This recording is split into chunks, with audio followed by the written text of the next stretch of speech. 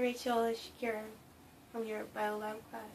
I'm really sick and I don't have internet at home. My wall is still damaged from the flood, but I couldn't think of any other way to get you my project because it's on my flash drive and I haven't gone to work and I haven't got to the library yet. So as soon as I feel a little bit better, I'll make sure I email it to you. So I'm going to make you a video. This is the printout I did when I thought I was going to be in class. Anyway.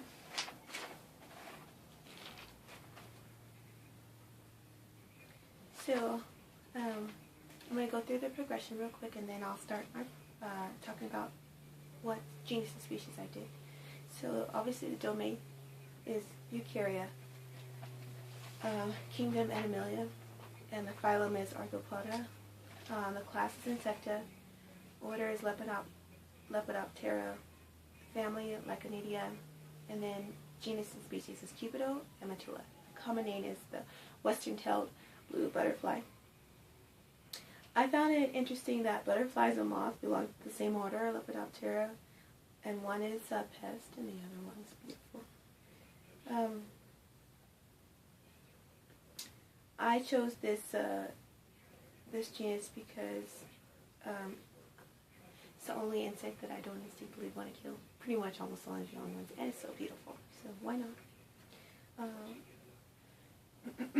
My presentation will progress as follows. I'm going to talk about phylogeny, geographic distribution, habitat, reproduction and predators, and nutrition requirements, and stability and relatedness to humans. Butterflies and moths make up the order Lepidoptera, and their name means scale wing. Their wings are covered with microscopic scales, which are iridescent and brightly colored. The scales look like fuzz from the naked eye, and they are found along the edges of the wing.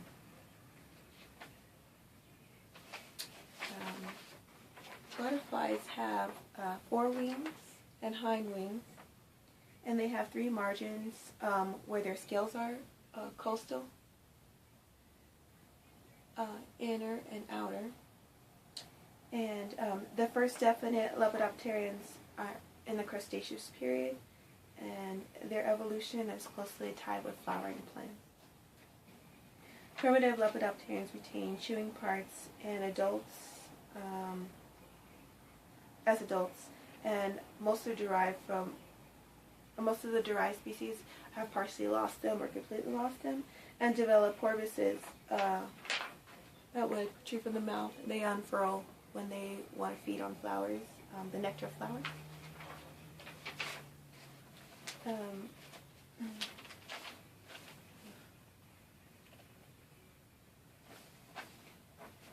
It's hard to believe that this is a picture of a caterpillar becomes a butterfly. Caterpillars and butterflies both eat plants. The caterpillar first meal is its eggshell. The caterpillar eats the plants on which it was hatched on, and they usually feed on legumes and which like soybeans and lentils and milkweed. Adults, butterflies feed on the same. Butterflies' wingspan for the western-tailed blue butterfly is about 7/8 to 1 1/8 inches. They are located in western North America, so like California and Washington, and northern Alaska and the southern part of Canada. You can find these kind of butterflies everywhere, in meadows, in clearings or roadsides, anywhere that's undisturbed and moist. The western-tailed blue butterfly undergoes sexual reproduction. The males perch during the day, and females lay eggs on the flowers and seed pods, and the males fertilize them. And then over the winter, the caterpillar's young feed on the seeds inside the pod, and over the winter they pupate, so they have that cocoon. And when they hatch, it's between March and July, and that's when they can take flight. The western-tailed blue butterfly, natural predators are birds and humans, because it lost their natural habitat. Excuse me.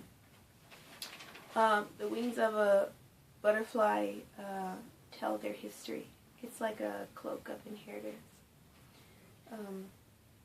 There's a disease called Rice's disease. It's a condition where antibodies of pregnant women destroy the blood cells of their unborn baby. And Dr. Sybil Clark was a geneticist who was fascinated by butterflies. And his hobby led him to the idea of inheritance of on the wing patterns of butterflies and blood types in people. His idea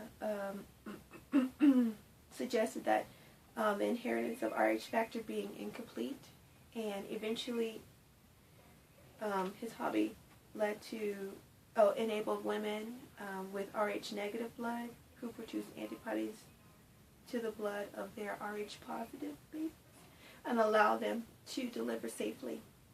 So Rice's disease is now curable because of someone's fascination with butterflies. That was pretty cool.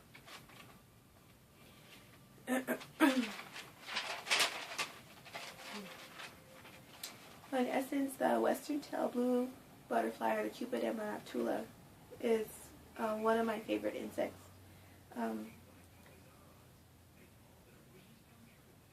I thought of it like a fairy tale. So this caterpillar, not that attractive, becomes this beautiful butterfly who is gorgeous, besides being gorgeous and beautiful and having all these defined patterns and distinctive coat that they wear every day. They don't sting or bite or cause disease, and they're pretty much harmless. They just float around being beautiful.